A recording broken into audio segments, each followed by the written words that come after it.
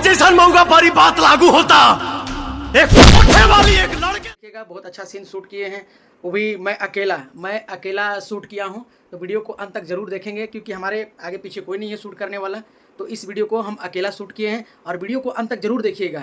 और उसके बाद में लाइक सब्सक्राइब और कमेंट में जरूर लिखिएगा कि वीडियो बना कैसा है। और वीडियो को स्किप मत कीजिएगा क्योंकि मैं अकेला वीडियो शूट किया हूँ और इस वीडियो में बहुत मेहनत लगा हुआ है। अकेला आदमी डबल रोल का सीन किए हैं। तो इस वीडियो को प्लीज़ लाइक सब्सक्राइब जरूर कर देंगे। तोरे जैसा मौका पारी बात लागू होता।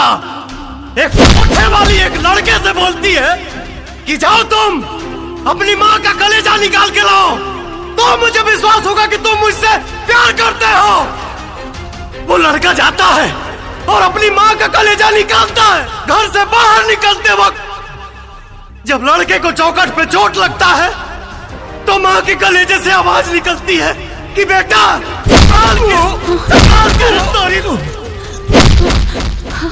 और वो लड़का कलेजा उस कोठे वाली के पास लेके जाता है तो वो कोठे वाली बोलती है कि अरे भावा माधर जात, जो तुमको पैदा किया जब तुम उसके नहीं हो सके तो मेरा क्या होगे।